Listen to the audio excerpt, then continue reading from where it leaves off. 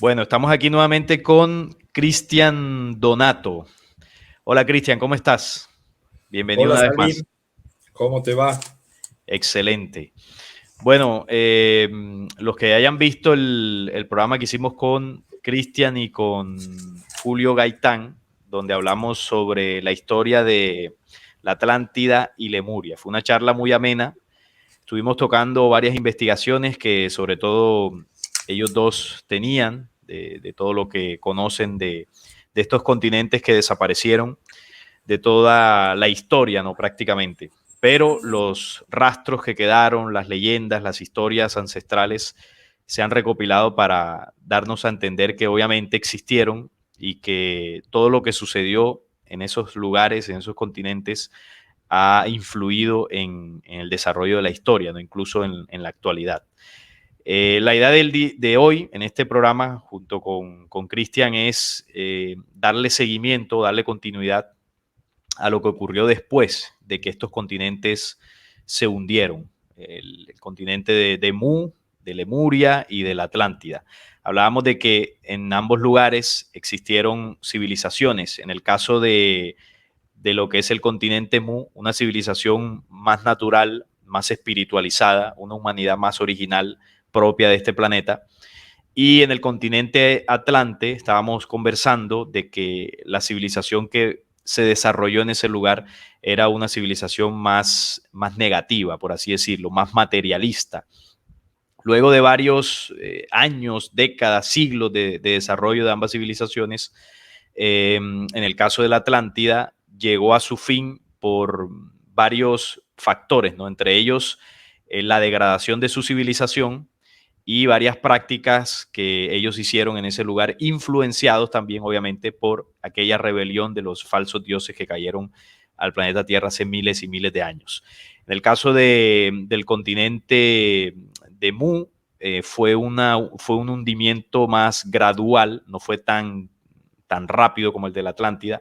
Comenzó mucho antes del de la Atlántida y se fue hundiendo en el tiempo, ¿no? Tanto así que dio esa espera o ese tiempo para que aquellas civilizaciones pudieran prepararse y poder supervivir. En el caso de la Atlántida fue un movimiento más repentino porque la intención era precisamente limpiar o reducir la fuerza de quienes gobernaban y manipulaban en ese continente atlante.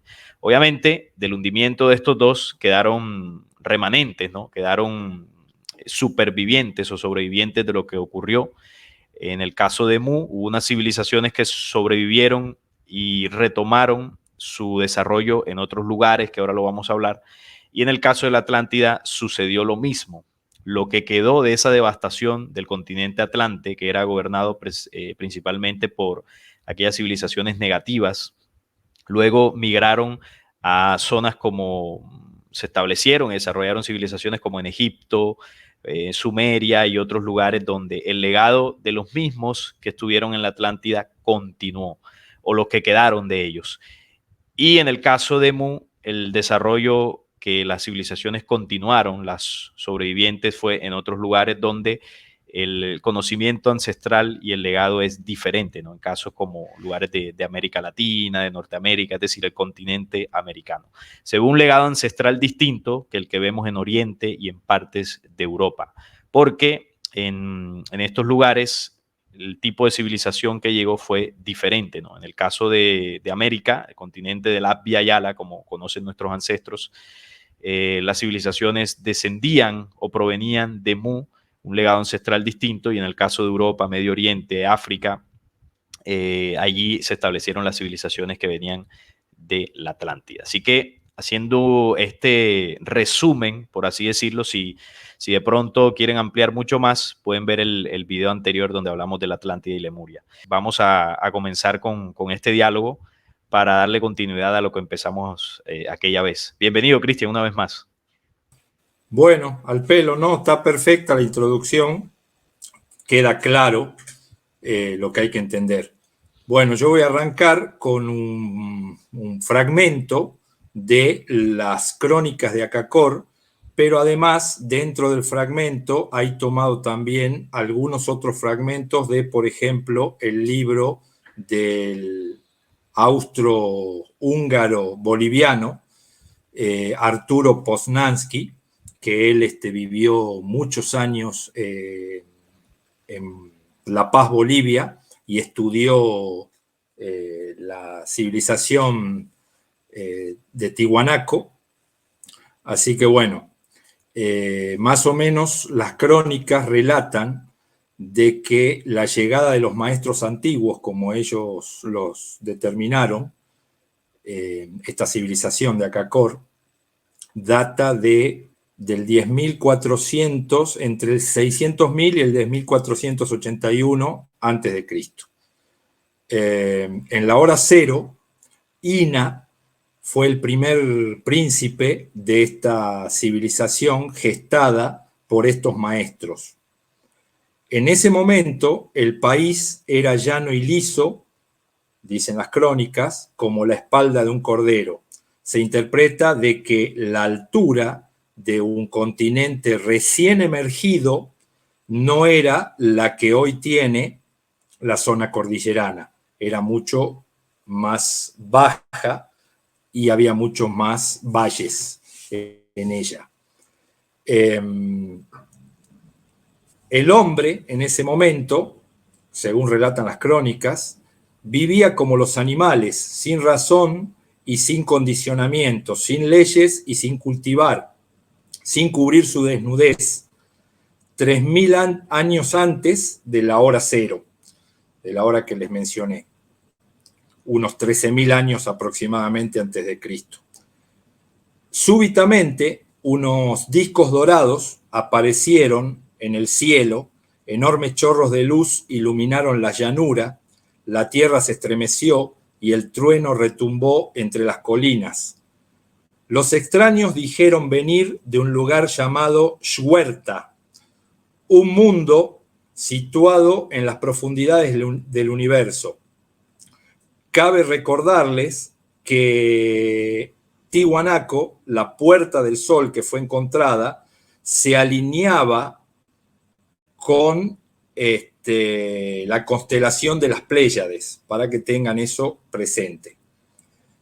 Era un poderoso imperio, según contaban estos maestros, formado por muchos planetas, en vista, encontrados y enfrentados con la Tierra cada 6.000 años, tiempo en el que ellos aparecen. 130 familias alienígenas, según cuenta la crónica, llegaron para guiar al hombre y ellos los reconocieron como sus propios hermanos, misma sangre y mismo padre, tal cual ellos le dijeron a estos hombres terrestres. Su aspecto apenas se difería del humano. Sus cuerpos eran esbeltos, de piel blanca, pelo fino, negro azulado, barba y bigote espesos. 6 dedos en manos y pies era la diferencia más característica. Conocían el curso de las estrellas y las leyes de la naturaleza y el universo. Instruyeron al humano enseñando a cultivar, criar animales, tejer telas y formar clanes en hogares permanentes. Escogieron de entre muchos a sus servidores para que convivieran y así pasar su legado de conocimiento. Fundaron una tribu y le dieron por nombre Uga Mongulala, que significa tribus escogidas aliadas. Y como muestra de su alianza, se emparejaron con sus servidores. Los recién llegados, con superior sabiduría y sus misteriosas herramientas, construyeron caminos, canales, sembraron nuevas plantas desconocidas para el hombre, enseñaron que un animal no es solo una presa, sino también una posesión valiosa contra el hambre. Akakor crearon o habitaron 3 grandes fortalezas. Akakor, la capital del territorio, fue construida hace unos 14.000 años. Aka quiere decir fortaleza y Kor 2. Había una superior y una interior, como la denominaron ellos. Akanis, la primera de las fortalezas, estaba situada en México, en el lugar donde los océanos se tocan. Acajim, la tercera, no es mencionada por la crónica hasta el año 7315. La capital de Acacor está situada entre los países llamados Perú y Brasil, sobre un valle elevado en las montañas fronterizas de ambos países. Acacor está dispuesta en rectángulos, dos calles principales que se cruzan, formando así los 4 puntos universales o los 4 rumbos. Como en todas las ciudades de los mismos ancestros extraterrestres, hay una puerta del sol tallada en un solo bloque de piedra, decorada con imágenes simbólicas, siendo la principal una criatura de aspecto humano sosteniendo un bastón en cada mano, con una cabeza de jaguar, en el caso de Acacor, o una cabeza de puma, en el caso de Tiwanaku, en una, y una cabeza de cóndor en la otra, en el extremo superior de cada bastón.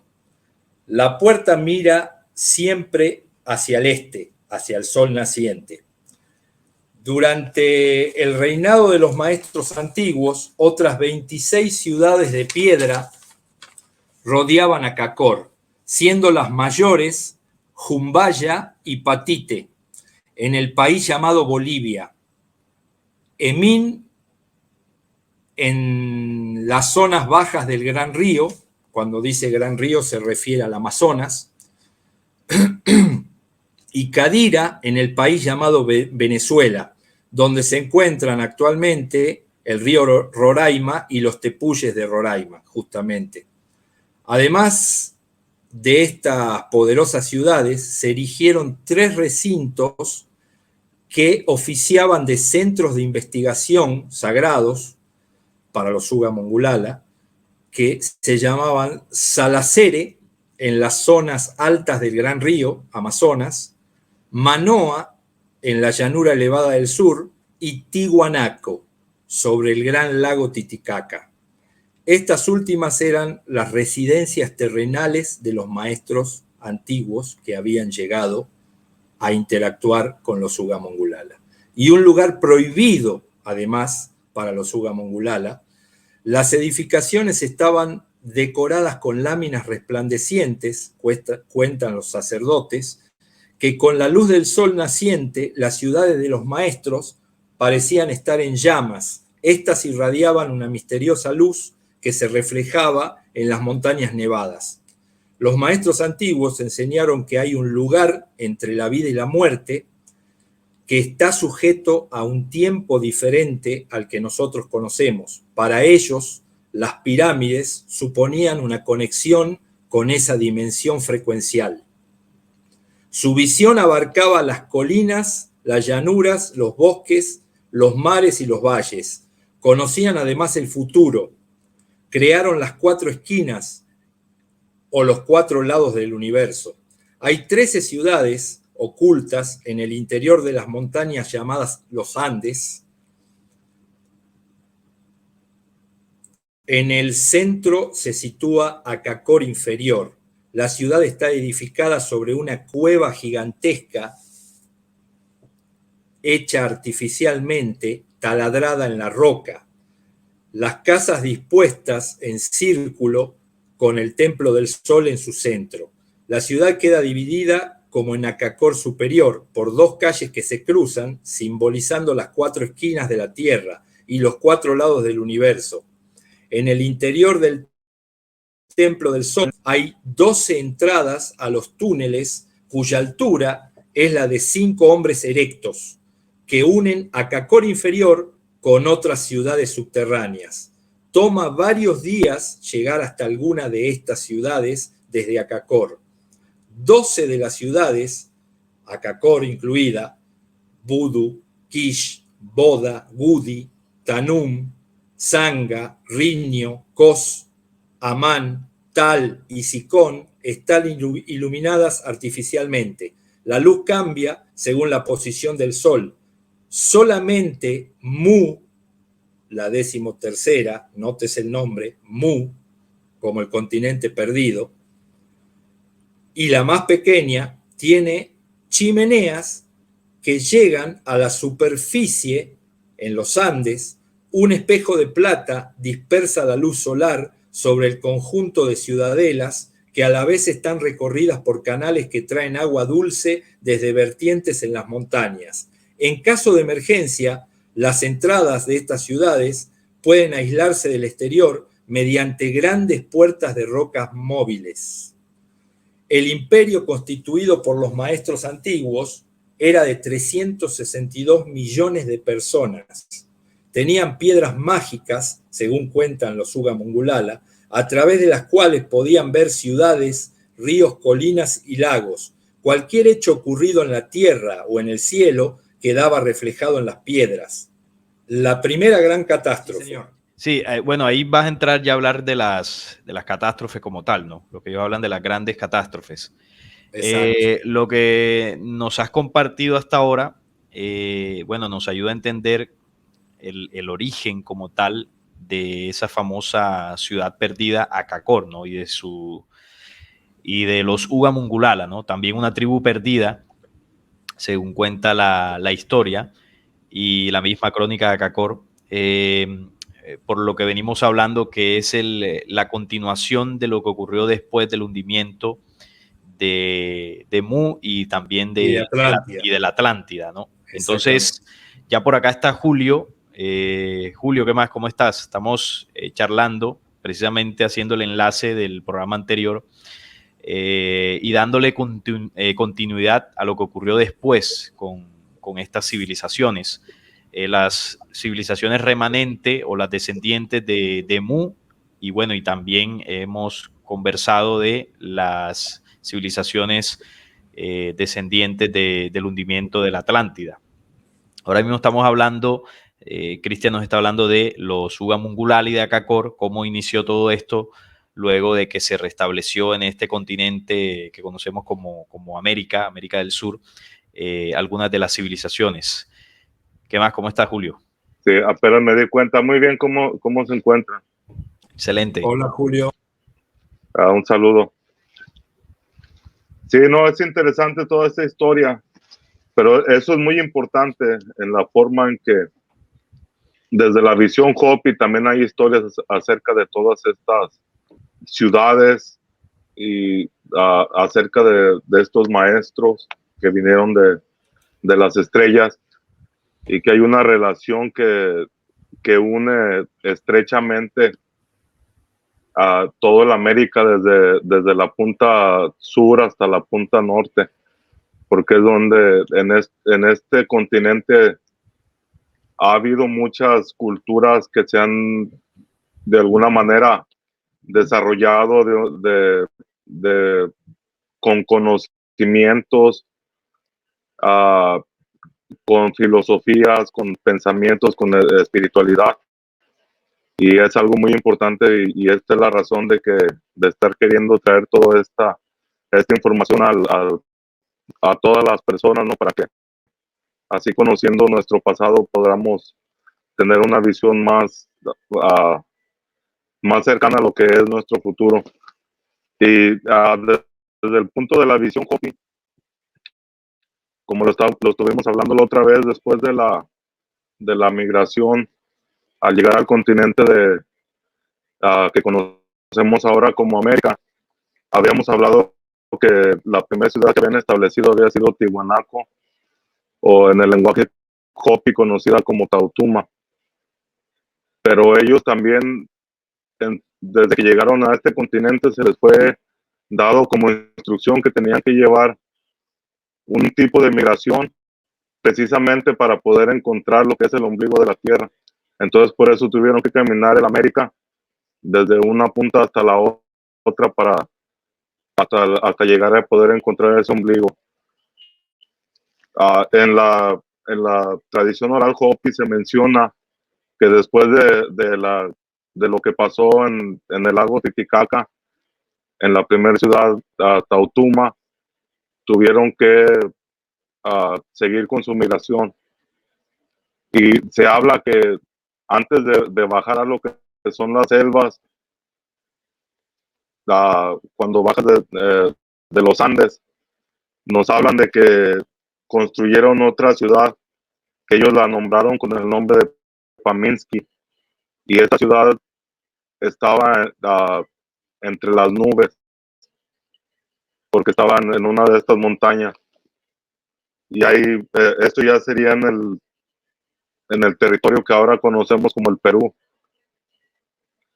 Y después de constituir esa ciudad, se les fue dada la instrucción por medio de los cachinas de que tenían que seguir su migración con rumbo al norte. En esta parte de la historia se menciona cómo un número de clanes abandonaron la gran ciudad destruida solo después del clan del oso. Dice que todos fueron en diferentes grupos y fueron guiados por diferentes cachinas, y que cada cachina tenía un rango diferente, y cada una de estas cachinas era asignada al clan de acuerdo a su conocimiento y a su actuar por la vida. Entonces, entre más espiritualidad y más consciente era, te tocaba un cachina de mayor rango. Aquí se menciona por este proceso en lo que fueron de una manera literal, desde lo que son la región del Perú, tuvieron que caminar hasta lo que hoy conocemos como México, al pasar todas las selvas y todas estas junglas que se encuentran a través de todo este territorio. O sea, Julio, que los ancestros de los Hopi, luego del hundimiento de Mu, el primer lugar donde se establecieron es lo que conocemos como Tiahuanaco o Tihuanaco. De ahí ellos emigraron más al norte hasta México, decías tú prácticamente, y luego pues me imagino que avanzaron más al norte hasta la zona donde históricamente han vivido ahí en lo que hoy es Estados Unidos. Hicieron todo ese peregrinaje. ¿Por qué ellos se desplazan? Bueno, esto es ya una pregunta de por qué ellos se desplazan desde la zona de América del Sur hasta llegar al norte. ¿Qué los llevó a ese desplazamiento?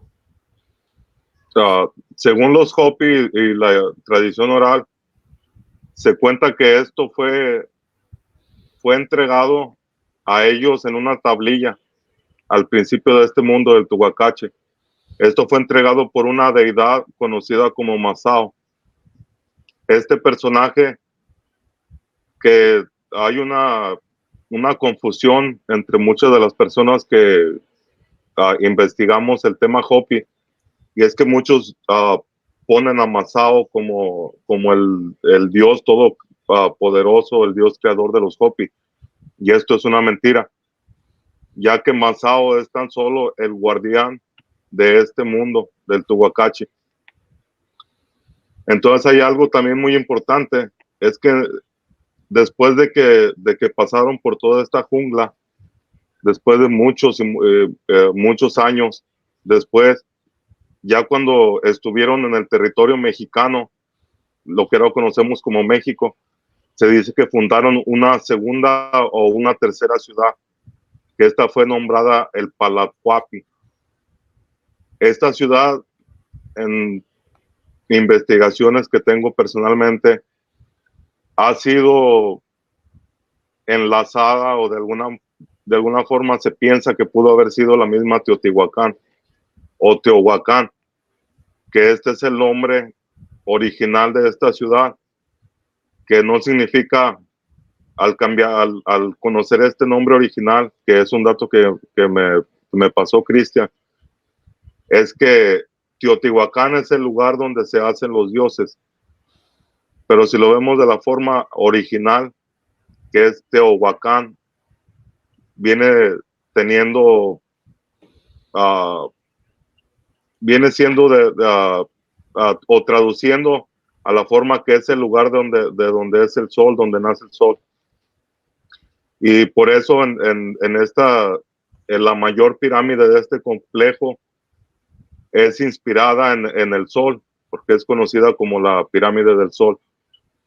Entonces ahí hay algo importante, que que este Teotihuacán o Teotihuacán, como es conocido comúnmente, pudiera estar ligado directamente a esta ciudad que fue construida por los Hopi, ayudados por los Kachina, y que ellos la nombraron en su forma ancestral como Palathuapi, y que esta hubiera sido el último escalón antes de llegar a lo que es el ombligo de la tierra, o el Zipapú, que viene siendo en la zona donde están establecidos en este momento. Donde están actualmente. Sí, bueno, ahora que hablas de Teotihuacán, que se conoce como Teotihuacán, bueno, recuerdo que cuando estuvimos allá, estuvimos explorando un poco, conociendo de la historia, y cuando tú investigas en las fuentes oficiales, pues la historia varía bastante de lo que ancestralmente se conoce.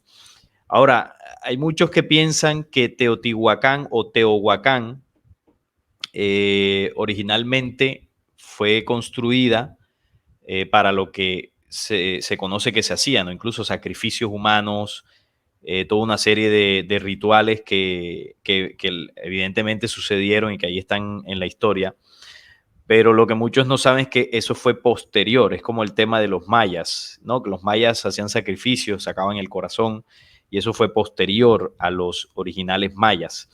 Entonces, ahora que hablabas de los Hopi, de que una posible fundación de esta ciudad haya tenido que ver con la civilización Hopi, ayudados por los Kachina, que eran los seres que estuvieron muy cerca a estas civilizaciones extraterrestres, ¿no? Los Kachinas, que eran las naves, tiene mucho sentido por la orientación que tiene la ciudadela de Teotihuacán o Teotihuacán. Una de las orientación que tiene, sobre todo, es el tema de la salida de las Pléyades. Esto fue construido no al azar, eso tiene una orientación, tiene unas medidas, toda una estructura pensada para rememorar quizás el origen de quienes estuvieron detrás de esa construcción. Algunos dicen también, asemejan a esta ciudad con las pirámides de Egipto, porque supuestamente también están orientadas a Orión, pero la orientación no es igual. Es decir, Teotihuacán tiene básicamente dos pirámides principales y tiene por allá pues un templo, que no recuerdo ahora mismo cómo se llama, que son como las construcciones principales. En el caso de Egipto son tres pirámides principales, además terminadas en punta, que eso lo explicábamos en ese video, la diferencia de las pirámides que terminan en punta y las pirámides que son como inacabadas y que tienen el ascenso en escala. O sea, eso tiene una diferencia y eso denota la procedencia de los que las construyeron. Entonces, muy bueno el dato porque ayuda a complementar muchas cosas del origen de esa ciudad, que luego fue pues habitada por otras civilizaciones que no tienen nada que ver con quienes las construyeron. Ahora, bueno, retomando lo que estábamos conversando con Cristian, porque esto que tú nos compartes, Julio, de los Hopi, tiene que ver obviamente con lo que sucedió después, ¿no? Del hundimiento de Muy de la Atlántida y cómo esta civilización se estableció en Tiahuanaco y luego pues recorrieron el continente para establecerse en otros lugares. Cristian nos estaba hablando de Acacor y de los Ugamungulala. Ahora, yo les voy a ir preguntándoles sobre ciertos aspectos de la investigación, como para darle un poco de dinámica. Y Cristian nos habló de el origen, ¿no? Cómo se empezó a establecer la ciudad de Acacor. Y comenzabas a hablar, Cristian, de las catástrofes. Cuando uno lee las crónicas de Acacor, ellos hablan de 3 grandes catástrofes. Dentro de la investigación que tú tienes, para de pronto las personas que nos ven, que no han escuchado de esto, ¿qué dicen los Ugamungulala de las 3 catástrofes? ¿Cuáles son? ¿Cuántas han sucedido? ¿Cómo sucedieron? Estas catástrofes, ¿de qué tipo son? ¿Son naturales? ¿Son guerras? Es decir, naturales o son catástrofes provocadas por el hombre. ¿Qué dicen las crónicas o la investigación que tú tienes acerca de esto, Cristian? Bueno, las crónicas, digamos que son de las dos, son tanto, la destrucción fue en forma natural, porque se movieron los continentes, pero también fue provocada por una guerra, fue incidida por una guerra muy abrupta que hubo entre ellos. Por ejemplo, el Mahabharata cuenta como los maestros antiguos y los titanes, o sea, los maestros antiguos, refiriéndonos a los que regían a Kakor, todas las ciudades que estaba compartiendo Julio, todas esas civilizaciones que fueron, digamos, agrupadas por ellos, y la otra fuerza que llamaron los titanes en el Mahabharata. Pelearon entre sí por los maestros antiguos. Maestros antiguos son los que habitaron Tiwanaku y además los que le dieron nombre a los Uga Mongulala. Ahora, estos maestros antiguos, según lo que narra las historias, son de procedencia extraterrena. Son de procedencia extraterrena. Positiva, por supuesto.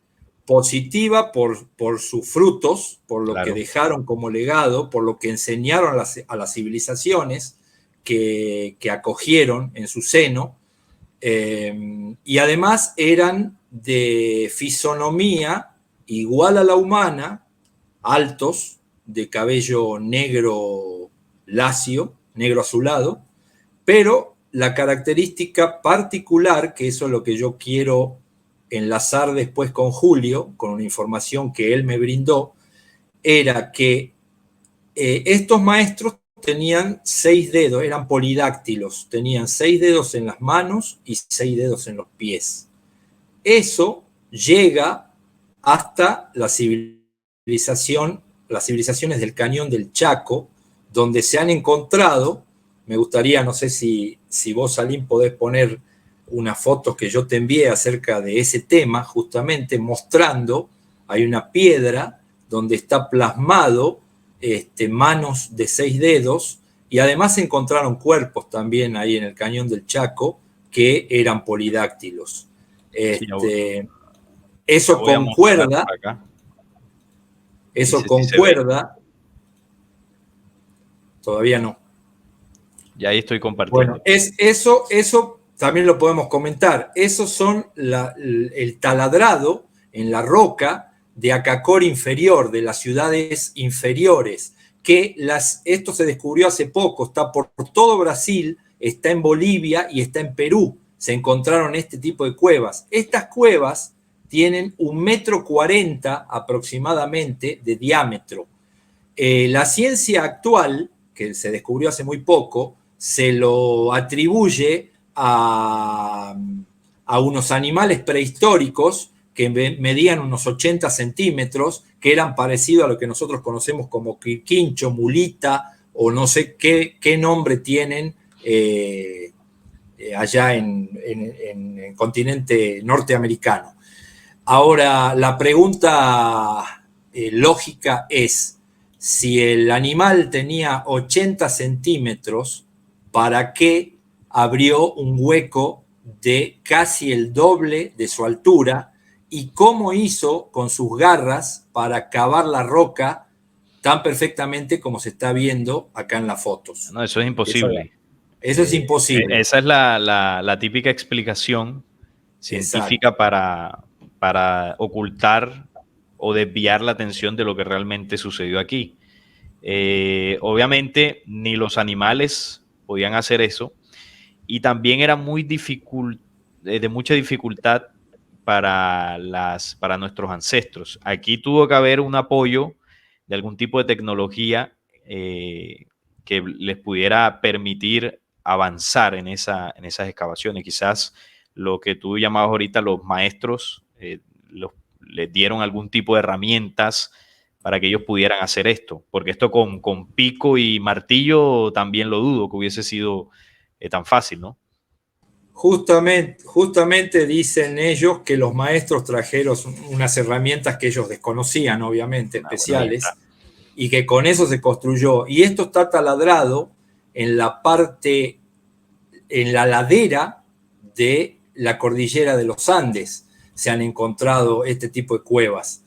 Y ya vamos a ver algo que yo no entendía, cómo en la segunda catástrofe, digamos, se había producido una inundación en Acacor, no Acacor inferior, sino Acacor superior, y si ellos estaban bajo tierra, ¿cómo pudieron permanecer y salir un tiempo después cuando las aguas se retiraron? Ahora se comprende porque esto estaba taladrado en un costado y el agua caía a una ciudad que, si bien se llamaba, esta era inferior por estar taladrada en la roca, pero la otra, que era superior, era más bajo el nivel de llano donde se encontraba la ciudad, por eso fue inundada. Y se fue inundada justamente porque en Tiwanaku, como lo plasma Poznański, el astro húngaro que vivió 50 años ahí y hizo estudios, el famoso salar de Uyuni, como otros salares que eran extensamente grandes, aún hoy lo son, se drenaron y cayeron por obra de ellos, se drenaron, ya vamos a hablar de por qué, porque esta tribu se llegó a un punto donde se degeneró, igual que se degeneraron las otras tribus que estos maestros regenteaban hasta la zona de México. Entonces, ¿qué pasó? Al degenerarse esas tribus, empezaron a practicar canibalismo y otras cosas. Después de que estos maestros ya se habían ido, vuelto a su planeta, y volvieron 6.000 años después. En ese periodo de tiempo se presenta lo que, para mi entender, fue todo el degeneramiento de estas tribus que habitaron toda la zona desde América del Sur hasta casi América Central, y donde se plasma todos los sacrificios y todo lo que hacían. No así mientras vivieron estos maestros, convivieron con ellos. Esto no ocurrió. Una pregunta. La primera gran catástrofe se está refiriendo al hundimiento de la Atlántida, o sea, de los continentes. Esa sería la primera. Claro, ellos luchan con la otra fuerza, que en el Majábharata los nombra como los titanes. Los titanes, sí. O sea, la primera gran catástrofe es el enfrentamiento entre los maestros antiguos y los titanes que dio como resultado en parte el hundimiento de la Atlántida. Peleaban por la tierra, y según Platón, en ese momento el legendario imperio de la Atlántida alcanzó su apogeo, estaba en su apogeo en ese periodo. Y el científico Poznański hablaba de la existencia de un enorme imperio en la región de las ruinas de Tiwanaku, que habría desaparecido hace unos 10.000 años atrás aproximadamente. Okay. Estas ciudades, esto que vimos taladrado en las rocas, que llegaba hasta el propio México, por debajo de los afluentes de los ríos, sobre todo, todas estas ciudades pertenecían a estos mismos maestros que regentearon a Acacor y vivieron sobre Tiwanaku, que oficiaba ese punto, como bien lo charlamos con Julio, como centros astrológicos y de conocimiento. Ahí se enseñaba, se preparaba a algunas personas que estaban a cargo de los clanes o de las poblaciones sobre conocimientos astronómicos, se le enseñaba a los chicos, era como la escuela, las escuelas de ese momento. Había acá sobre el lago Titicaca estaba Tiwanaku, que era uno de esos complejos, pero había dos más ubicados también en la zona de Brasil, donde se encontraba Acacor, y otro para el lado de entre Perú y Venezuela también. O sea, había 3 grandes centros de estos, donde se enseñaba y se estudiaban la astrología, digamos, por parte de ellos. O sea que todo el legado de ellos fue, si uno lo ve, lo analiza, fue de carácter positivo. porque lo Claro. único que hicieron fue enseñar permanentemente, enseñar reglas de convivencia, enseñar a vivir en familia, en clanes, no andar desperdigados, y eso fueron los que enseñaron. En cambio, sí, No, adelante, sí, Sonny. no, es que muy interesante lo que estás comentando ahora de toda esa organización. Pero te preguntaba ahora lo de la primera gran catástrofe. Bueno, me decías que era la batalla, ¿no?, que hubo previa al Exacto. hundimiento de la Atlántida. Entonces, Sí. la segunda gran catástrofe, ¿cuál sería? Porque yo, en lo que comprendo de este tema, Sí. la primera gran catástrofe habría sido el movimiento natural planetario de un paso de un día creador a otro, que eso pues había ocurrido mucho antes. Coincidiendo con la guerra de estas dos fuerzas. Ok, Eso coincidiendo con la guerra de las dos fuerzas. Por eso ahí se hunde los dos continentes perdidos, Lemuria y Atlántida, y emerge América. O sea, eso se dio para mí simultáneamente. ok, Esa y la primera segunda, y la segunda, cuentan las crónicas de que fue una inundación, básicamente, una gran inundación, donde el gran afluente del río Amazonas empezó a cambiar incluso su curso y venía corriendo hacia arriba. Inundó la ciudad de Acacor, no la inferior, porque volvemos a repetir, la inferior está ubicada en la cordillera, lateralmente en la cordillera, entonces ahí es donde se refugiaban ellos. De las dos grandes catástrofes se refugiaron y pudieron supervivir sin ningún problema. Pero bueno, la otra ciudad, sí. no, sí, es que creo que para precisar, a ver si de pronto no he comprendido. A ver, cuando la segunda dices que es una inundación, obviamente esto coincide con lo que conocemos como el diluvio. Coincide también con lo que dice la Trajasis sumerio del diluvio, la versión del diluvio de Sumeria. Son 3 eventos narrados, dos en Oriente Medio, porque bueno, la Biblia proviene de allá del mundo hebreo, el Antiguo Testamento, y luego el mensaje de Jesús también, y una versión ya más acá de Sudamérica, y también lo que se conoce de la historia de Bochica, ¿no?, de la gran inundación. Ahora, esa gran catástrofe, que sería la segunda, la inundación, es decir, coincide esa segunda gran catástrofe con el hundimiento de la Atlántida. ¿Por qué te lo digo? Porque el hundimiento de la Atlántida es lo que se conoce en otras historias como el diluvio. Entonces, la primera gran catástrofe no podría ser esa, porque la primera fue antes de todo eso.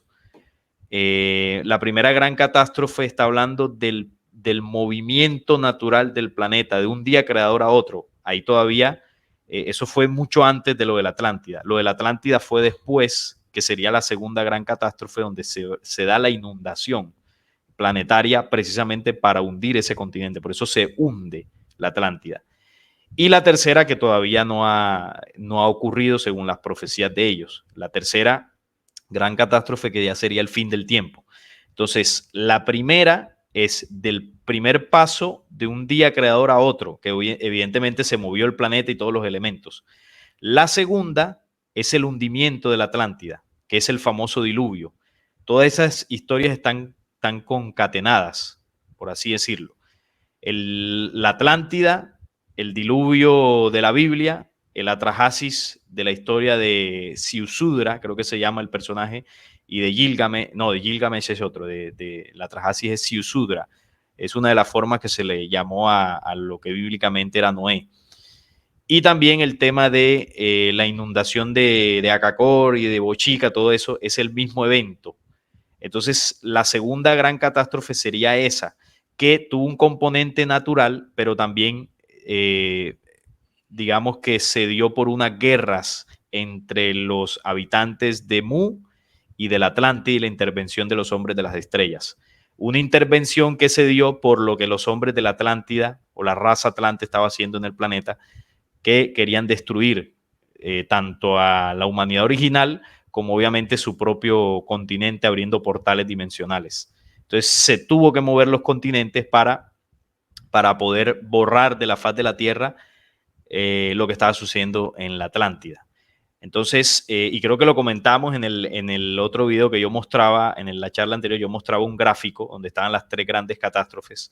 Bueno, sí, de acuerdo a estas catástrofes de las que están hablando, de acuerdo a la mitología Hopi o a esta tradición oral, ellos hablan de 4, o más bien de tres catástrofes y yendo para la cuarta. Que la primera, según ellos, lo que fue después del primer mundo, la primera catástrofe fue ocurrida por el fuego. Que esto yo muchas veces lo he asimilado con todas las erupciones volcánicas que fueron las causantes de partir la Pangea en continentes diferentes a lo que era una sola masa de tierra. La segunda catástrofe, según los Hopi, fue producida por el hielo, que esto bien puede ser referido a lo que fue la era de hielo, que fue este congelamiento de la tierra después de un cambio de polos, que es lo que sucede cuando los polos cambian en 90 grados, cuando el Ecuador llega a ser el polo magnético, ya sea sur o norte, sin importar. Cuando ocurren esos cambios de 90 grados, por lo regular la Tierra pasa por un periodo que es una era. Al llamarlo era, significa que dura más de 2000 años, que son creo que alrededor de 2160 años por cada era. Entonces por eso se llama la era de hielo. Sí. ¿Verdad? Han sucedido en otras ocasiones, de acuerdo a lo que la ciencia nos dice, han sucedido otros congelamientos sobre la Tierra, pero no con la misma duración de este. Entonces, este es la segunda catástrofe de la que hablan los Hopi. Y la tercera vendría a ser lo que fue el hundimiento de Atlántida y Mu o Cascara. Esta vendría a ser la tercera catástrofe. Que ya ahí vemos 3 de los elementos que se expresan o que se han expresado sobre la Tierra. Y algo que también lo que menciona el Apocalipsis es que los 4 ángeles que están que están debajo del Éufrates y el Tigris, que sabemos por investigación que esos 4 ángeles no es nada más que los 4 elementos. Entonces, en este nuevo tiempo de la purificación, según los Hopi, se menciona que los 5 elementos se manifestarán para hacer esta purificación, que es la que nos llevará al nuevo día, al nuevo amanecer galáctico, como le quieran llamar. Entonces ahí existe una diferencia entre el conocimiento, entre lo que aporta, digamos, los Uga Mungulala y lo que es la historia Hopi. Yo lo que puedo ver o lo que yo pudiera aportar en esto es que, a mi entender y a lo que he investigado, a lo mejor los Hopi tienen un conocimiento de una catástrofe anterior a lo que tienen los Uga Mungulala. No sé qué piensen ahí ustedes. Sí, es muy probable. Mira, voy a mostrar aquí el gráfico. Lo que pasa es que también los Hopi son una civilización más antigua, me podría decir, o tiene más legado. Los Uga Mungulala también lo tienen, pero fíjate que los Hopi permanecen hasta hoy en día. Los Uga Mungulala aparentemente desaparecieron, pero dejaron un legado muy interesante. lo que quería aportar en esta ocasión, antes de que se me olvide, es que los Hopi, de alguna manera, ellos han sido y siguen siendo ese mismo pueblo y han seguido las mismas costumbres. Algo que se menciona en la tradición oral Hopi es que todos estos pueblos, los que no quisieron seguir con sus migraciones, todos aquellos que ellos lo mencionan en la forma como aquellos que quisieron más la comodidad que seguir lo que se les fue dado como instrucción. ¿Por qué? Porque lo que se les fue dado no fue para que anduvieran ahí peregrinando de un lado a otro, sino más bien se les fue dado para que conocieran el territorio desde una punta hasta la otra. ¿Para qué?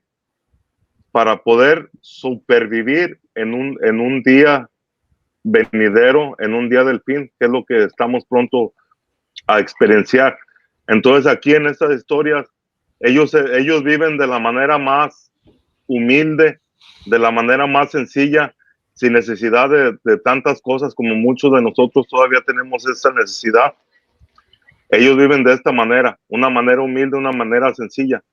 Y ese es el ejemplo que yo puedo dar acerca de estas personas, que es el pueblo ancestral, vivo, y el único, uno de los, pudiera decir que si acaso hay otro grupo como estos que se encontraría en lo que es Australia, lo que son los aborígenes australianos, pero de ahí es más, no hay ningún otro pueblo con esta ancestralidad y que aún siga vivo. Entonces, esto es algo muy importante a remarcar aquí. Sí, no se han contaminado como los otros pueblos que han perdido el legado, han perdido el origen, incluso algunos han desaparecido. Y bueno, también es comprensible porque, bueno, recordemos que como humanidad fuimos invadidos todos, o sea, hasta los Hopi son seres humanos, y el proceso de manipulación lo tenemos absolutamente todos. Solo que en el caso de los Hopi han logrado aferrarse, ¿no?, a su legado ancestral, han seguido las enseñanzas que todos sus ancestros pues les dejaron como legado y han logrado permanecer, y eso es de resaltar porque no es fácil en este mundo en el que vivimos. Los demás tribus ancestrales, bueno, con el tiempo fueron permeadas por la misma manipulación a tal punto que hoy en día vemos que muchas de ellas consumen droga, han perdido los principios y valores con los cuales sus ancestros se forjaron. Y bueno, es hasta comprensible porque el proceso de manipulación ha sido muy fuerte, que ha querido arrancar la memoria ancestral de todos los pueblos y lo han hecho asesinándolos, colonizándolos, desplazándolos y borrando la historia conocida. Y bueno, desafortunadamente ha sido un atropello, ¿no? Pero ha permanecido conocimientos, han permanecido la tradición oral, textos que nos ayudan a comprender de dónde provenimos, ¿no? Cuáles son nuestros ancestros y sobre todo quiénes los instruyeron, que eso es lo importante, porque el legado aquí fue distinto que en otros puntos del planeta. De los Uga Mungulala. Y yo la vez pasada les compartía esto, que es una línea del tiempo que está concatenada con los días de creación y con el tema de las humanidades que han habitado en el planeta y también con las catástrofes, en este caso de la tradición de las crónicas de Acacor, porque los Hopi tienen una visión diferente, pero que también encaja, porque por ejemplo, cuando los Hopi hablan de las catástrofes naturales o de las eras de hielo y todo esto, esas eras a lo que se está refiriendo es al cambio de un día creador a otro. Es lo mismo, el cambio de un día creador a otro es un cambio muy fuerte en los elementos del planeta, ya sea el agua, el fuego, la tierra, el aire, y modifica la geografía planetaria. Ahí es donde los continentes pasaron de la Pangea y se movieron a lo que conocemos hoy en día. Entonces, eso para nosotros, esos movimientos tan fuertes, lo vemos como catástrofes naturales, ¿no? Cuando se mueven los 4 elementos. Entonces, las más fuertes se dan cuando se termina un día de creación y pasamos a un segundo día, porque hay un cambio físico y vibracional en el planeta Tierra. Entonces se mueve todo. Y a partir de ahí comienza un nuevo tiempo. En el caso después de la primera gran catástrofe, comenzaría el segundo día creador. Antes de esa primera gran catástrofe, floreció lo que es el hombre inicial, el hombre de las cavernas, y los lemures. Recordemos que Lemuria es una civilización más antigua que lo de la Atlántida, es un continente que es más antiguo. Y el proceso de su hundimiento comenzó antes del de la Atlántida, pero como su hundimiento no fue repentino, duró miles y miles de años, hasta que incluso en un momento coincidieron la civilización de Lemuria con la Atlántida. Eso nos lo compartían ustedes también en el programa anterior. Entonces, cuando aquí vemos la segunda gran catástrofe, fue en medio del segundo día creador, que es cuando se da el tema del hundimiento de la Atlántida con el diluvio. Por eso dice ahí que la cuarta humanidad es el remanente del diluvio, es decir, lo que quedó después del diluvio. Esa es la segunda gran catástrofe, el movimiento planetario para hundir el continente de la invasión que se estableció en el planeta Tierra, el continente Atlante. Y de ahí en adelante, bueno, avanzó el segundo día creador y de la última generación desde el siglo pasado. La tercera gran catástrofe, Julio lo mencionaba de alguna forma cuando hablaba del apocalipsis y el movimiento de los 4 elementos al final del tiempo. Y esta tercera gran catástrofe tiene que ver con el paso del segundo día creador al tercer día creador, que es el nuevo tiempo. Se moverán los elementos nuevamente, dice la profecía de los 9 tiempos, que se hundirán continentes y se alzarán otros, pero el sur seguirá siendo sur.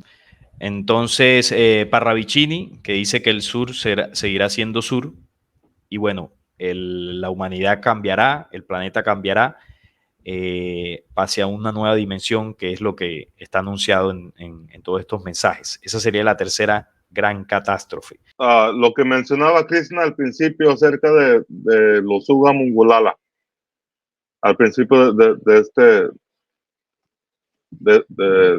esta parte, es que dice que ellos caminaban sin sentido. Y es precisamente lo que mencionan los Hopi, que todos aquellos que no quisieron seguir con su migración o con este peregrinar, se les fue borrada la memoria por parte de los Kachina. Y es por eso que ellos mencionan que no se encuentra un registro de quiénes son estos pueblos. Que si el registro se encontrara o si viniera a su memoria original, estos pueblos vendrían a pertenecer todos a lo que son los clanes de los Hopi, o a lo que son de igualmente al remanente del continente perdido de Mu. Pero es lo que mencioné hace un momento, cuando inicié la charla, es que todos estos pueblos, ellos se quisieron ligar a la comodidad. Y esta fue la razón de que ellos lo nombran como fuerzas naturales que vinieron y que terminaron con ese periodo por la misma acomodación o la misma satisfacción de tener la vida hecha y no querer seguir avanzando. Entonces, esto es el mensaje final que se muestra en toda esta mitología.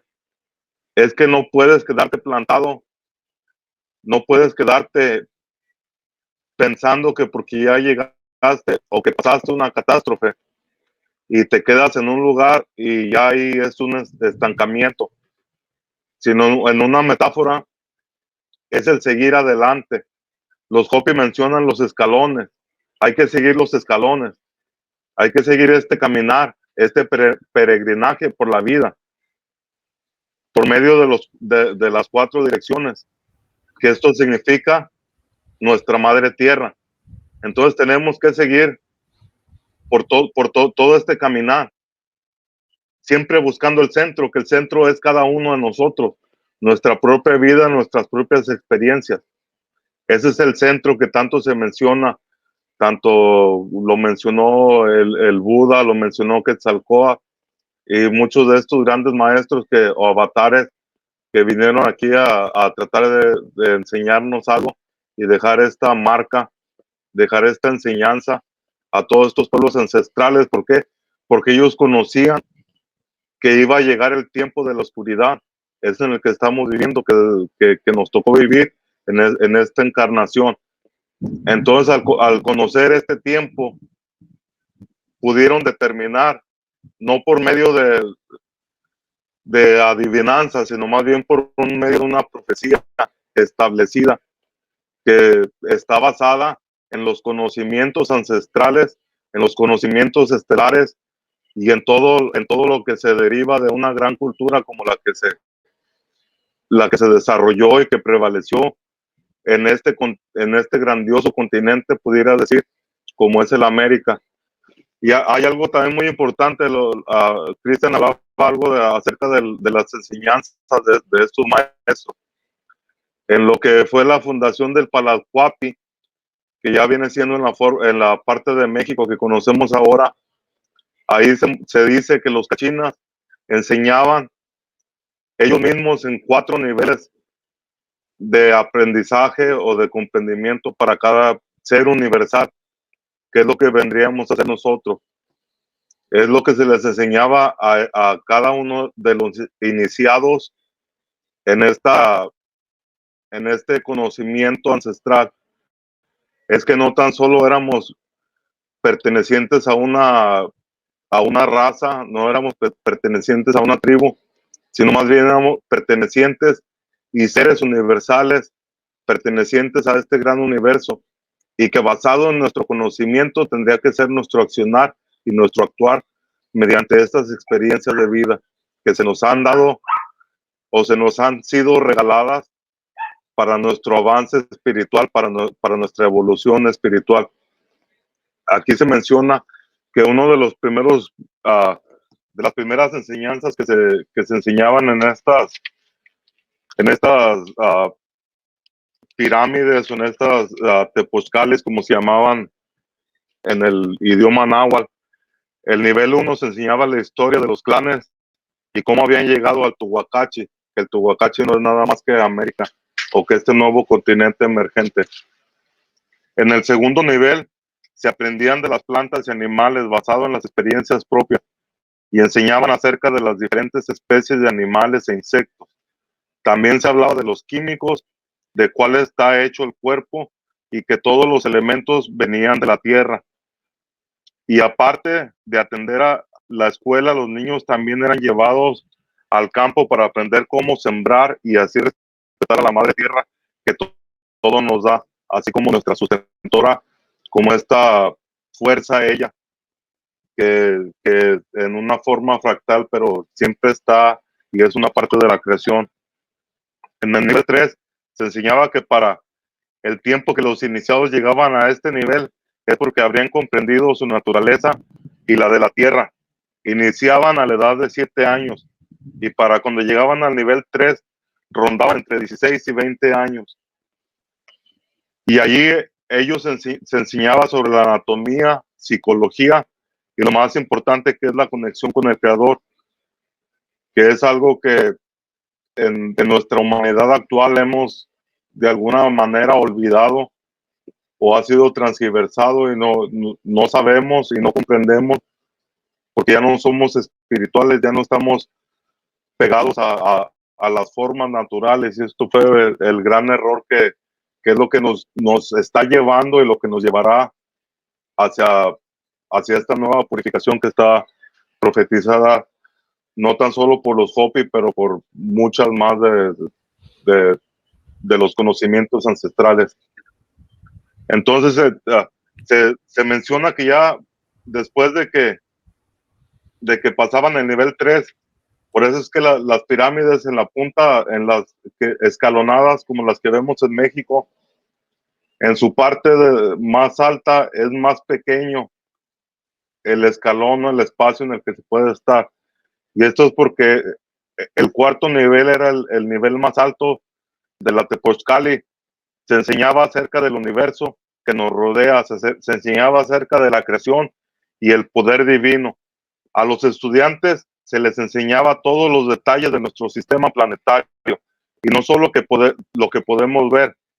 En aquel tiempo ya conocían que apenas hemos descubierto en tiempos modernos cosas que a veces uno se pregunta, ¿cómo es que estas tribus ancestrales hablan de todo esto?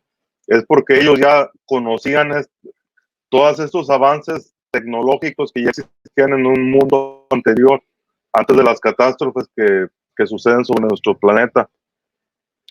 Ya conocían que en la arena se encuentra la arena más fina que ni se puede encontrar aquí en cualquier parte de la Tierra. Ellos ya sabían y está en toda su tradición oral. Ellos ya hablaban de la luna, de esa arena fina, de todo lo que se encuentra. Ellos conocían que ni en Venus, ni en Marte, Júpiter o ninguno de estos planetas existía la vida porque son planetas muertos, de acuerdo a su conocimiento. Y que todo este conocimiento o todas estas catástrofes o lo que ocurre, según los Hopi, es porque no tenemos la conciencia todavía para poder tener todo este conocimiento. Porque de alguna forma, muchas de estos conocimientos que tenemos, avances tecnológicos, no han sido dados tan solo por el entendimiento o el comprendimiento de la mente humana. Muchos de estos han sido entregados por fuerzas oscuras extraterrestres o intradimensionales que tienen acceso a nuestra realidad, y que eso es el motivo de lo que se han terminado estos mundos y por lo que tienen que ocurrir purificaciones mediante las eras, mediante el tiempo, mediante las humanidades que han existido. Y al final eso es lo más importante, ¿no? El legado que dejaron los dioses del pasado positivos en estas civilizaciones, que marcaron o determinaron el rumbo de la historia de lo que es el Abya Yala y de todos los pueblos, ¿no? Eso aseguró que hacia el futuro las descendencias pudieran tener un legado distinto, un amor y una conexión distinta con el planeta, con las demás personas, un sentido distinto, que aunque después con el pasar del tiempo, aquella manipulación que se asentó más fuerte en otros lugares del planeta invadió también aquí, sobre todo desde 1492, y han querido borrar ese legado, de alguna u otra forma ha permanecido, ya sea en nuestro pensamiento, en nuestra genética, en nuestro sentir, en cualquier faceta de cualquier persona que haya nacido y que haya bebido de la sabiduría de estas tierras, allí permanece de alguna forma u otra. Dentro de eso, Cristian, ¿qué más dentro de la investigación que tienes nos puedes aportar, sobre todo del legado? Porque ya aquí Julio nos habló del legado de parte del legado de los Hopi.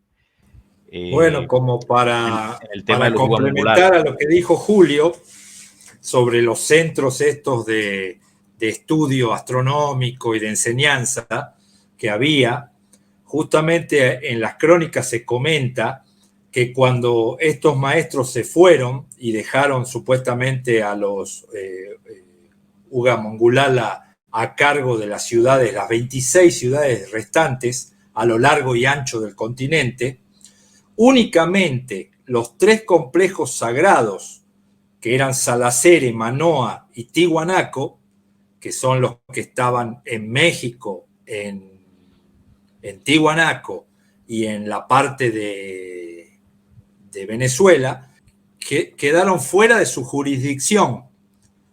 O sea, estos tres centros de enseñanza quedaron fuera de la jurisdicción o del cuidado de los Uga Mongulala. ¿Por qué motivo? No se sabe. Y dice también que después de que ellos se fueron, que los maestros se fueron, estas agrupaciones o civilizaciones se degeneraron después de la gran catástrofe, se degeneraron y empezaron a no respetar, digamos,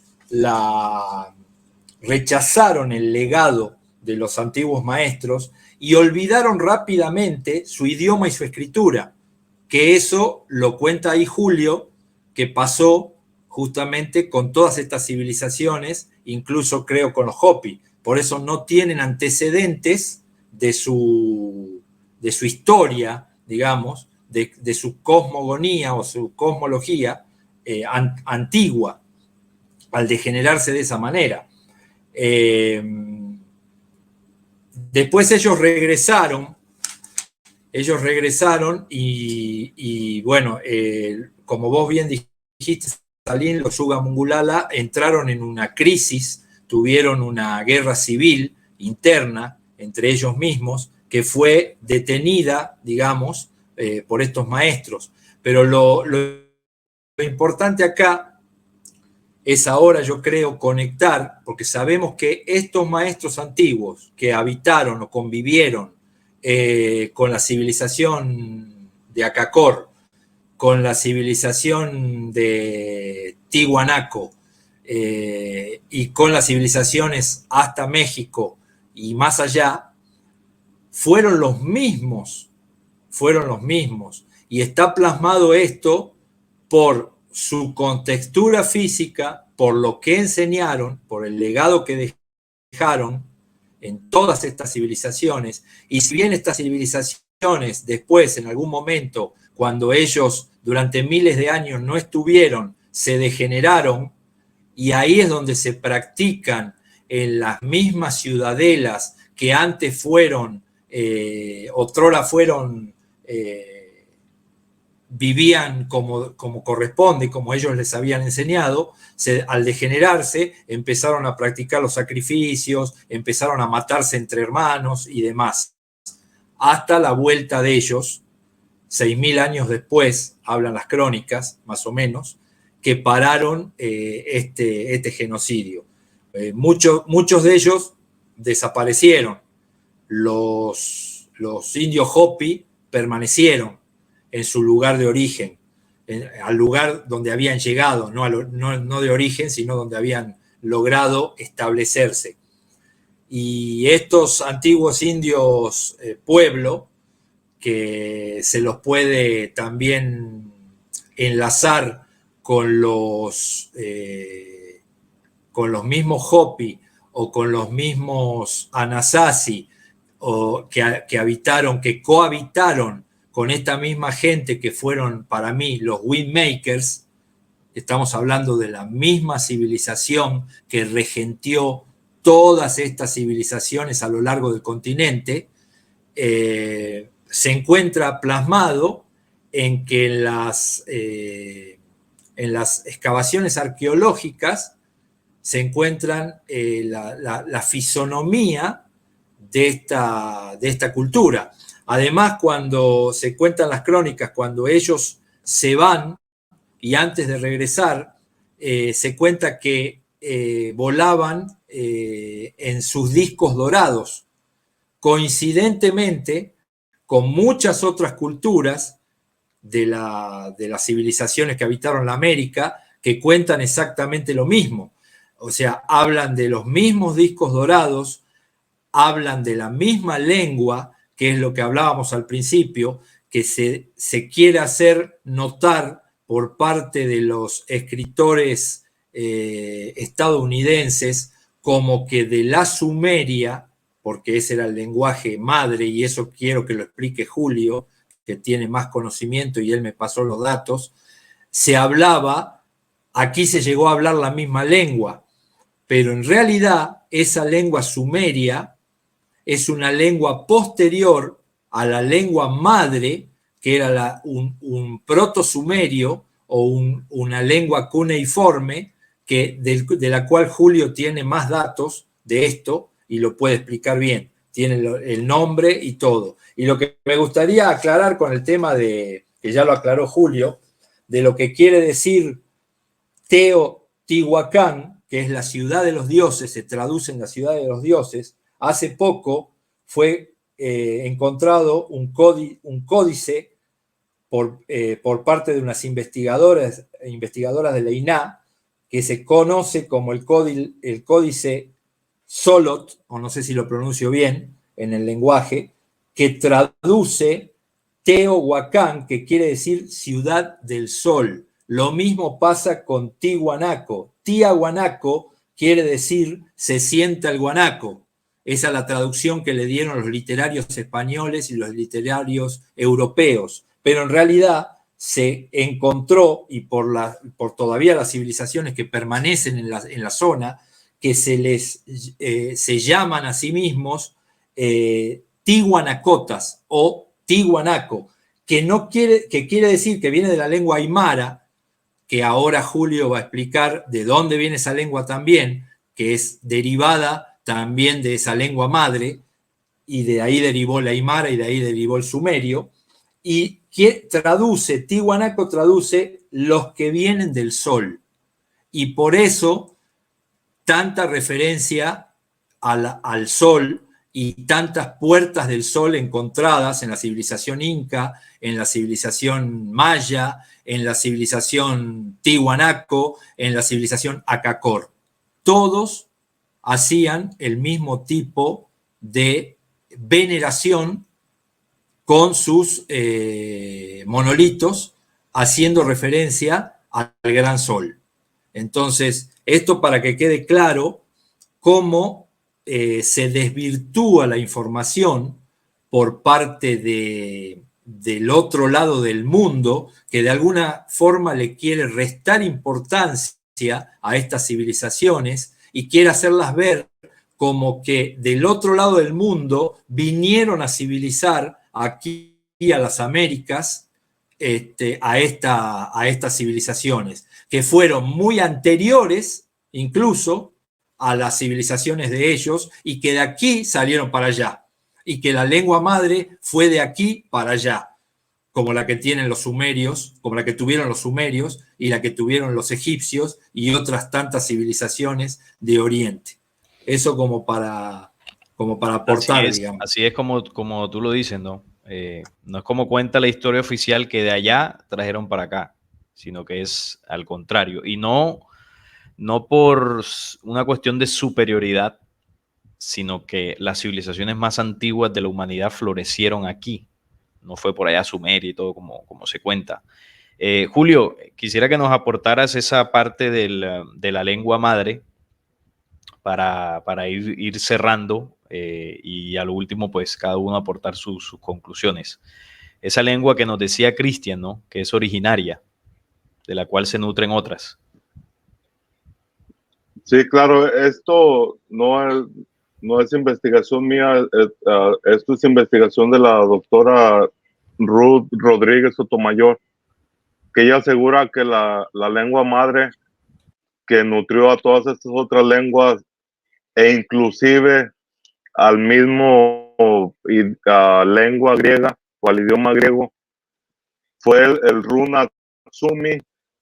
Runatsimi o Sunatsumi, que esta viene siendo la lengua que hablaron los pueblos originarios de la América, que en este conocimiento son conocidos como los caramayas, que esta fue la raza original que de alguna forma entrelazándolo con los Hopi, que emergió y que migró a este continente. Acerca de este conocimiento, esto ya en investigación propia, yo he podido encontrar en tribus ancestrales de aquí de Norteamérica, en donde el jefe Joseph, él tiene una tabla en arcilla escrita con este lenguaje protosumerio. Lo mismo encontrado en las cuevas de los tallos y lo mismo encontrado, o que más bien que va a ser encontrado en esta cápsula del tiempo, que yo en este momento lo pudiera entrelazar con estas ciudades intraterrenas de Acacor, porque está dicho en la mitología o en la tradición oral Hopi que en un tiempo muy cercano al fin serán encontrados todos los registros del tercer mundo Cascara, y que ahí están muchos de los secretos que nosotros necesitamos como humanidad para poder prevalecer a este quinto mundo que ya se nos viene. Entonces ahí puede estar una pista en esas ciudades intraterrenas, porque también acá, hasta lo que es Nuevo México, existe la tradición de unas, son nombradas como las 7 ciudades de oro de Cibola, y que estas conectarían directamente con lo que es los mayores centros ceremoniales de las culturas de Mesoamérica, del Abya, Yala y Tehuantinsuyo. Entonces ahí hay una relación muy importante que también habría que ampliar para una futura charla. Claro, más espacios tendremos para charlar sobre estos temas. El tema de la lengua siempre es interesante. Hay mucha gente que lo pregunta, cuál era el lenguaje original. Primera vez que escucho esa investigación que tú nos estás compartiendo. Porque también una de las cosas que sucedió con el lenguaje es que muchas de las civilizaciones extraterrenas que llegaron aquí enseñaron también muchas de las lenguas que se conocen, como por ejemplo el hebreo y el arameo son idiomas de procedencia extraterrena enseñadas por las razas negativas. Es una de las cosas que ellos enseñaron al hombre, fueron muchas lenguas. De ahí el pasaje bíblico del Génesis 11 que habla de la Torre de Babel, cuando dice que Jehová descendió y confundió al hombre con el lenguaje, ¿no? Para que no pudieran comunicarse los unos a los otros.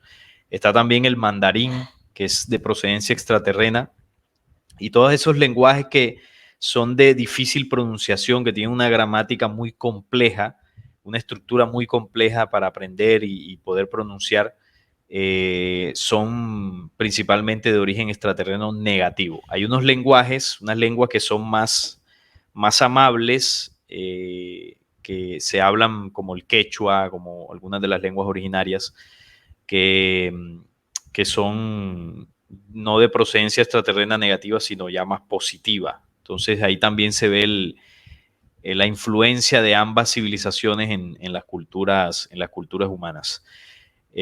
Bueno, muchachos, ya para cerrar, llevamos ya más de hora y media aquí de una charla muy interesante.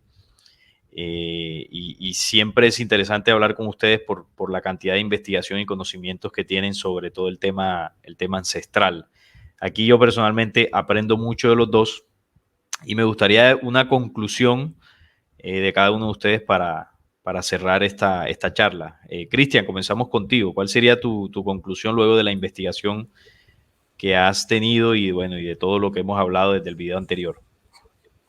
Bueno, no, concluir, acotar y concluir. Acotar sobre el tema que estamos charlando de la lengua, que esta lengua madre, Runatsumi, que precede incluso al sánscrito hindú, y de esta misma lengua primigenia se derivó el sumerio o la escritura cuneiforme, los aymaras hablaban esta misma lengua primigenia, los quechuas, como bien dijiste, e incas hablaban el Runatsumi o Runatsumi, y siguen hablando una misma versión de esta misma lengua madre.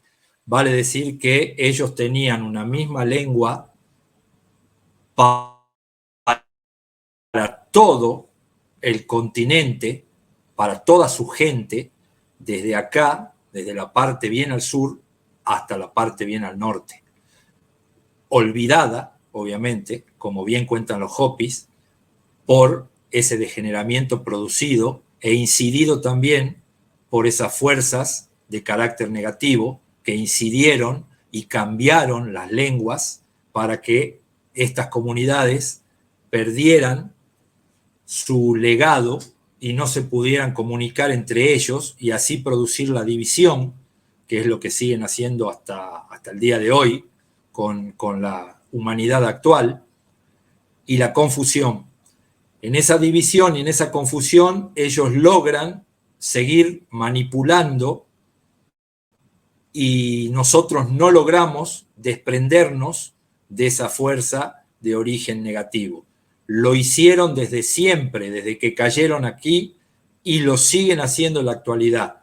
Y en la medida que la gente esto no lo entienda y no se dé cuenta, no vamos a poder salir del yugo de esta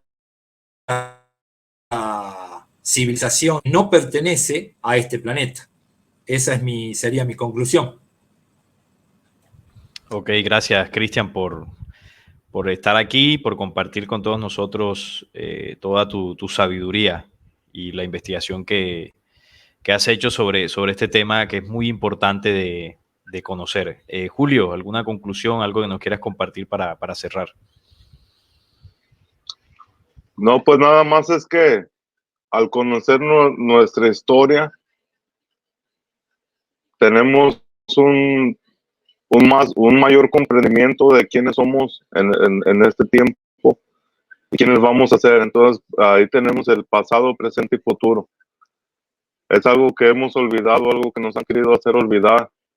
Todo este conocimiento que aunque ahorita no lo tenemos de una forma muy clara, pero aquí compartiendo, teniendo este tipo de espacios, podemos llegar a una mayor conclusión y a un mayor comprendimiento de todas estas cosas.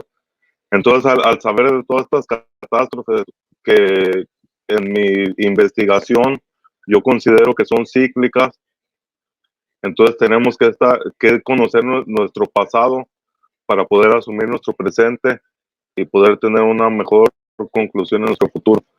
Esa sería la conclusión que tengo acerca de todo esto, y espero que haya más espacios, como lo mencioné, para poder de alguna manera seguir indagando en todos este tipo de temas, que hay profecías que hablan del final del tiempo, pero cuando todo esto pase, este continente volverá a ser uno, como lo era en tiempos ancestrales, antes de 1492.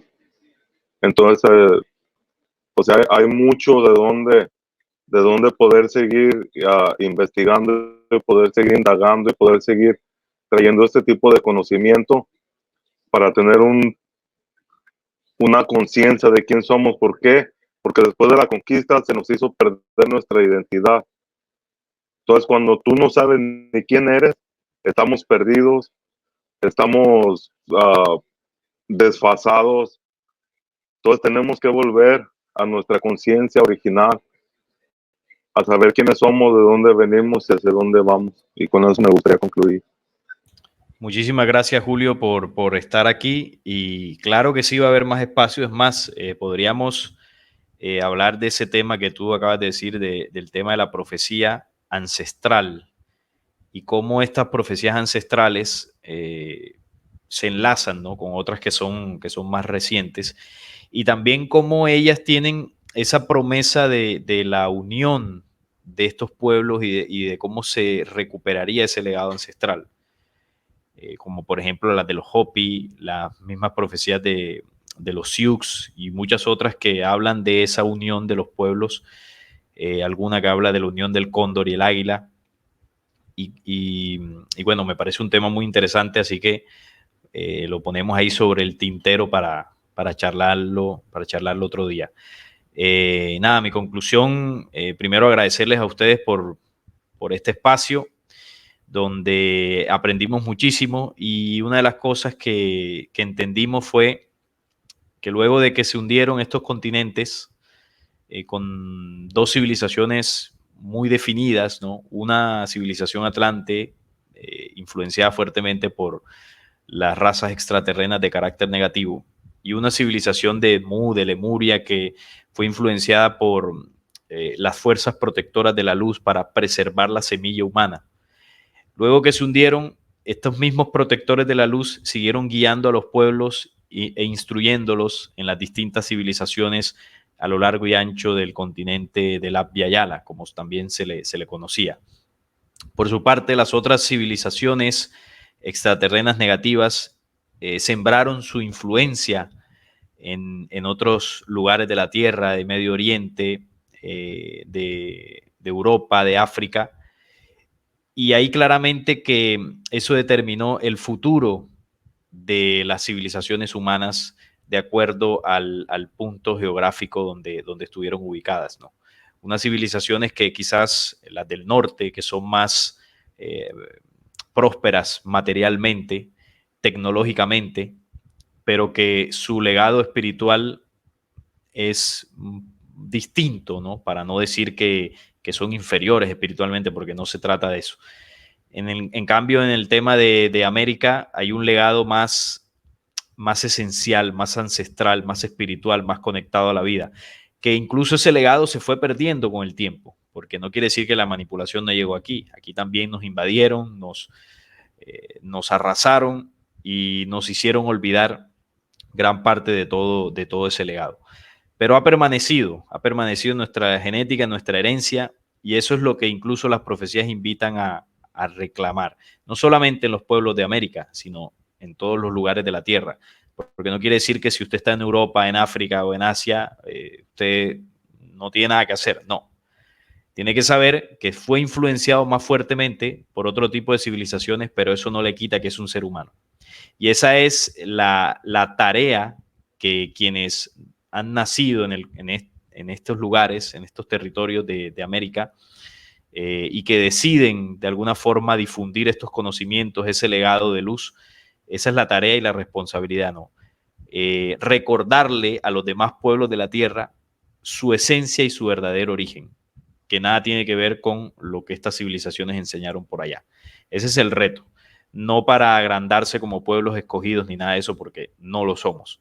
Tenemos un legado distinto y hay que volver a él y enseñar y recordarle a nuestros demás hermanos que pertenecen también a ese mismo origen luz.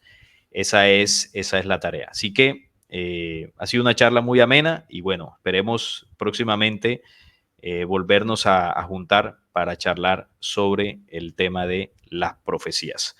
Así que muchísimas gracias, Julio, muchísimas gracias, Cristian, y bueno, les enviamos un fuerte abrazo a todas las personas que van a ver este podcast. Nos vemos en una próxima ocasión.